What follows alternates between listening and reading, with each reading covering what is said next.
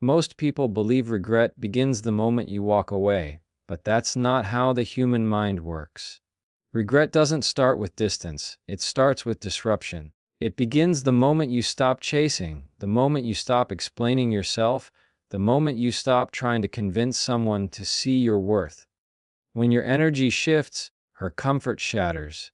She was used to your consistency, your messages, your emotional availability. She didn't question your presence because it felt guaranteed. And nothing loses value faster than what feels guaranteed. At first, she doesn't feel regret. She feels relief. Relief that the argument stopped. Relief that the pressure disappeared. Relief that she no longer has to explain herself. She assumes you'll be back because you always came back before. That assumption is where the power flips. Because when days pass and you don't reach out, when your silence isn't punishment but peace, confusion creeps in. Her mind starts asking questions her heart ignored while you were still trying. Why isn't he reacting? Why isn't he fighting? Why isn't he asking me to stay? That's when the emotional imbalance begins. You didn't disappear loudly. You didn't announce your exit. You simply stopped overextending. You stopped prioritizing someone who had already grown comfortable with your effort. And that subtle shift creates more impact than any dramatic goodbye ever could, because now she has to sit with the absence instead of the noise. Regret is born in the space where your effort used to live. It shows up late at night, in moments of quiet, when there's no distraction to protect her from reflection. She starts replaying small things she once dismissed. The way you listened without interrupting. The way you showed up even when it was inconvenient. The way you stayed calm when she expected you to walk away. Those moments didn't feel valuable when they were consistent. They feel irreplaceable when they're gone. Your silence becomes unfamiliar, and unfamiliarity creates discomfort. She reaches for her phone, not because she misses you yet, but because she misses the certainty of your presence. She realizes she no longer controls your attention, and that loss of control triggers the first real emotional response. Not love, not longing. Regret begins as confusion before it ever becomes pain. And the more composed you are, the deeper it cuts. When you don't post emotional quotes, when you don't send late night messages, when you don't try to prove anything, she starts questioning her assumptions. She thought you needed her more than she needed you. She thought your love made you weak. Now she sees that your love was a choice, not a dependency. That realization shifts the narrative in her mind. She starts wondering whether she underestimated you, whether she took advantage of your patience, whether she mistook your loyalty for permanence. And by the time regret fully forms, you're already emotionally miles away, because regret doesn't arrive when you leave. It arrives when she realizes you didn't leave to manipulate, threaten, or test her. You left because you finally chose yourself. And when that truth settles in, it's too late to undo what your silence has already taught. While you were present, she didn't fully experience the weight of life on her own. Your presence acted like a buffer, absorbing emotional pressure she never had to face directly. You listened when things went wrong. You steadied her when she felt overwhelmed. You offered reassurance when uncertainty crept in. But because you did it consistently, it became invisible. Comfort rarely gets credited while it's still there. When you're gone, the silence feels different, not peaceful, exposing. The distractions fade, and reality starts speaking louder. The problems she once shared casually now sit heavier. Decisions feel more exhausting. Conversations feel less fulfilling. She starts realizing that the emotional stability she relied on didn't come from nowhere, it came from you. And now, without that grounding presence, everything feels slightly off. At first, she tells herself she's fine. She fills the space with noise, friends, routines, entertainment, anything to avoid acknowledging the shift. But time alone has a way of stripping away illusions. Without your steady influence, emotions rise without direction. Stress hits harder. Doubt lingers longer. And in those moments, your absence becomes impossible to ignore. This is when comparison begins, not consciously, but instinctively. She measures new interactions against the depth she once had. Surface-level conversations start feeling empty. Laughter doesn't land the same. Support feels conditional instead of natural. She realizes that what you provided wasn't dramatic or flashy, it was consistent, and consistency is rare. Your presence made life feel easier, not because you solved everything, but because you shared the weight. You offered understanding without judgment. You showed patience without keeping score. And when that's removed, the contrast becomes undeniable. She starts remembering moments she once brushed aside, the way you stayed calm when she was emotional, the way you reassured her without needing reassurance in return, the way you showed up even when nothing was asked of you. Time alone forces honesty. It removes the comfort of leaning on someone else's emotional strength. And in that honesty, she recognizes a hard truth: what she lost wasn't just a person, it was a sense of emotional safety. That realization doesn't arrive all at once. It comes in fragments during quiet mornings, long drives, and nights when there's no one to talk to. She may try to replace the feeling quickly, seeking attention or validation elsewhere. But attention fades and validation is shallow. Without genuine connection, loneliness becomes louder. And that's when the regret deepens, not because she wants you back immediately, but because she finally understands what your presence gave her that no one else has. The absence of your consistency creates a vacuum, and in that space, clarity grows. She realizes that being alone isn't the same as being independent. That strength isn't about not needing anyone, but about recognizing when someone added real value to your life. You did that quietly, without demanding credit, and that's why it took your absence for her to see it. By the time she fully understands the role you played, the comfort she once leaned on is no longer available, and that's when loss turns into reflection. Because time alone doesn't just reveal what's missing, it reveals who made the difference. She expected a reaction, maybe not immediately, but eventually. She expected sadness, bitterness, late-night messages, emotional posts, something that would reassure her that she was still the center of your emotional world. That expectation gave her comfort. It softened the idea of losing you. But when time passed and instead of falling apart, you started moving forward, something inside her shifted. At first, she tells herself it's an act, that you're pretending to be okay, that it won't last. She believes the silence is temporary and the growth is performative. But then the days turn into weeks and the pattern doesn't break. You're not reaching out, you're not reacting, you're not chasing attention. And slowly, the narrative she had about you starts collapsing.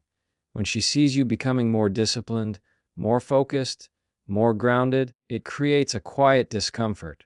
Not jealousy at first, but disbelief. She thought she was your motivation. She thought your drive came from trying to keep her. Watching you thrive without her forces a new realization: you were always self-driven. She wasn't your source of strength. She was just present during a chapter of it. That realization cuts deep because it challenges her sense of significance. If you can grow without her, then losing her didn't break you. And if losing her didn't break you, then maybe she wasn't as irreplaceable as she believed. That's when regret accelerates. Not because she wants you back immediately, but because her importance in your life feels questioned. Your progress becomes a mirror.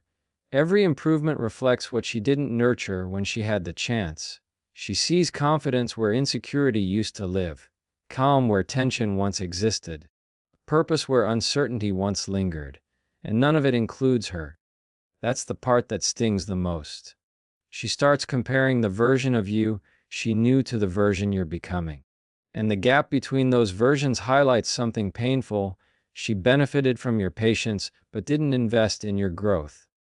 She received your effort, but didn't protect your peace. Seeing you now, stronger and more self-contained, forces her to confront the cost of taking someone for granted. This is where the regret deepens quietly. She doesn't announce it. She doesn't always show it. It shows up as curiosity masked as indifference, as checking from a distance, as wondering how you moved on so smoothly. And the answer unsettles her, because you didn't move on quickly. You moved on intentionally. You didn't heal to impress her. You healed because you were tired of abandoning yourself. And that distinction matters. Growth fueled by self-respect can't be undone by nostalgia. The more consistent your progress becomes, the more permanent it feels. And permanence is what triggers regret, not loss. She realizes too late that your silence wasn't weakness, it was focus. That your absence wasn't emptiness, it was redirection. And the version of you she now sees would never tolerate the dynamic that once existed. That's when the regret stops being about missing you and becomes about losing access to who you've become. Because nothing speeds up regret like watching someone you underestimated turn into someone you can no longer reach. When you leave, she doesn't immediately sit with the loss. Most people don't. Instead, she reaches for distraction. New conversations, new attention, new energy. Not because she has healed, but because distraction feels easier than reflection. A replacement doesn't mean you were forgotten. It means the silence you left behind became uncomfortable too quickly. At first, the new presence feels refreshing. There's novelty. There's excitement.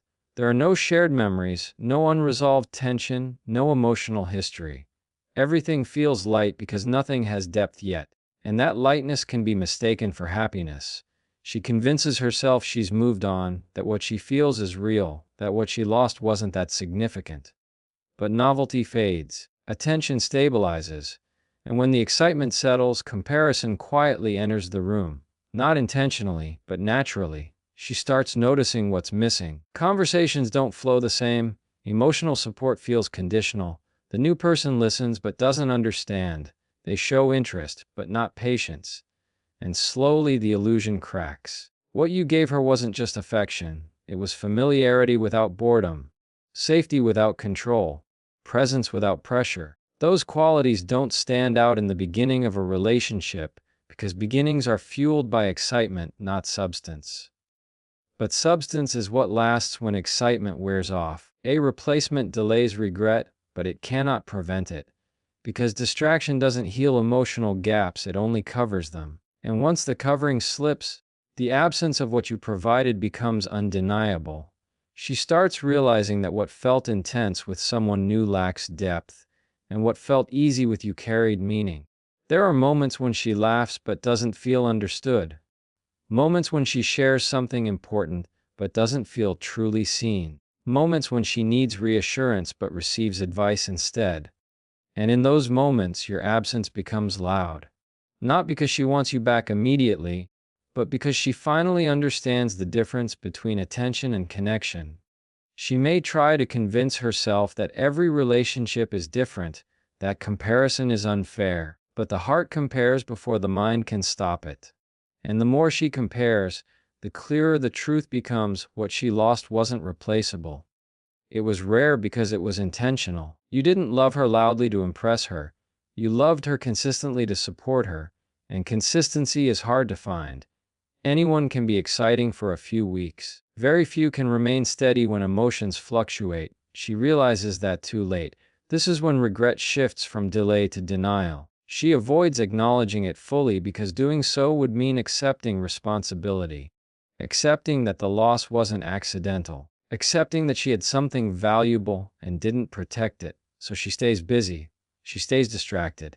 But distraction has an expiration date. Eventually, the quiet moments return. And in that quiet, the replacement no longer fills the space you once held. That's when regret finally settles, not as longing, but as understanding. Because no amount of new attention can replace the depth of someone who was truly present. As long as she believes you're still emotionally reachable, regret stays soft. It lingers in the background but never fully lands.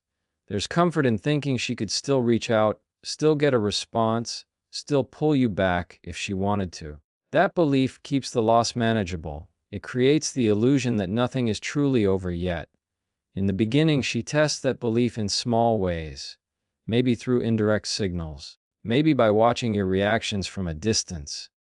Maybe by expecting you to show up emotionally the way you always did. Each time she assumes you're still there, regret stays delayed, because availability keeps hope alive. But then something changes. Not loudly, not dramatically. Quietly, she notices you no longer respond the same way. Your energy is neutral. Your presence is limited. Your attention is no longer predictable. And slowly the realization forms that your detachment isn't temporary, it's intentional.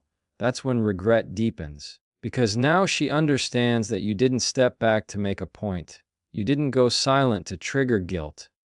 You didn't distance yourself to be chased. You disconnected because you were done abandoning yourself. And that truth hits differently than anger ever could. She starts replaying moments where she assumed you would always stay, times when she pushed limits, times when she didn't show appreciation, times when she relied on your patience without protecting your peace. Those memories didn't hurt before because they didn't feel final. Now they do. When she realizes you're not coming back emotionally, panic may surface briefly. Not because of love, but because control is gone. The version of you that responded instantly, forgave endlessly, and absorbed emotional strain is no longer accessible. And that loss feels permanent. This is where regret becomes heavy, not dramatic, not emotional. Heavy, it settles in the chest. It shows up in quiet moments, not conversations. She understands that the door didn't close because of one mistake, but because of a pattern. And patterns are harder to deny.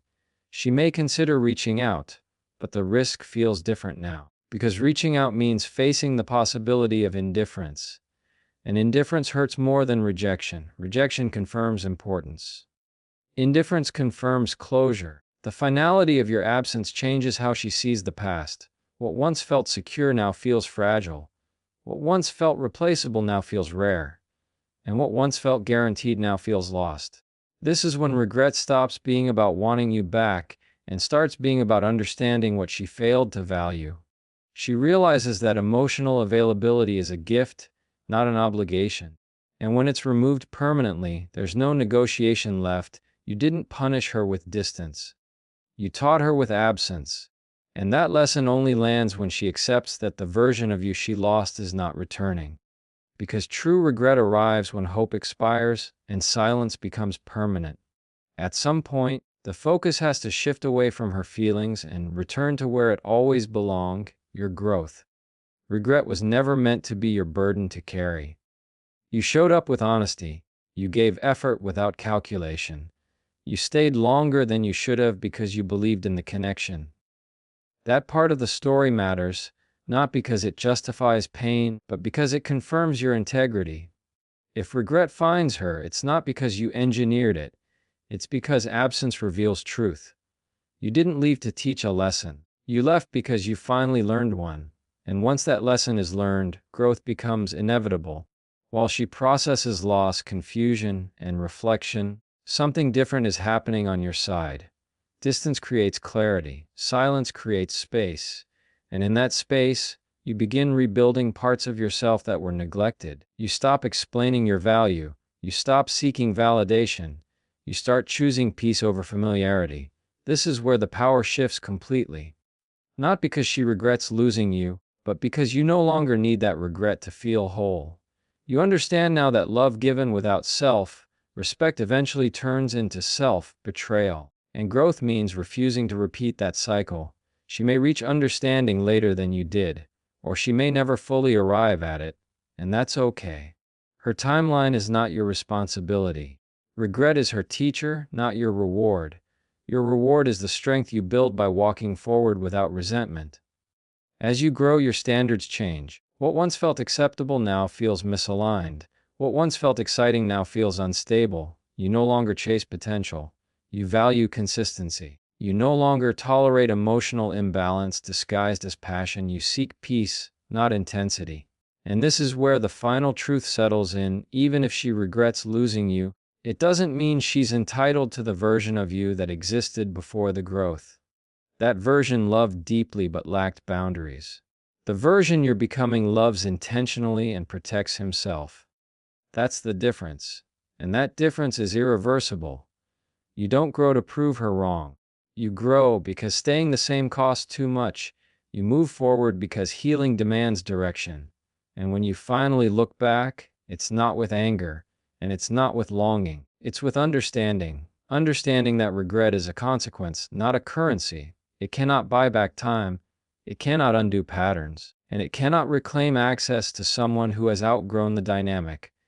So if she regrets losing you, let it be her realization. Let it be her lesson. Your job is not to wait for it, respond to it, or validate it. Your job is to keep moving. Because the moment you chose yourself, the story changed, and there is no going back.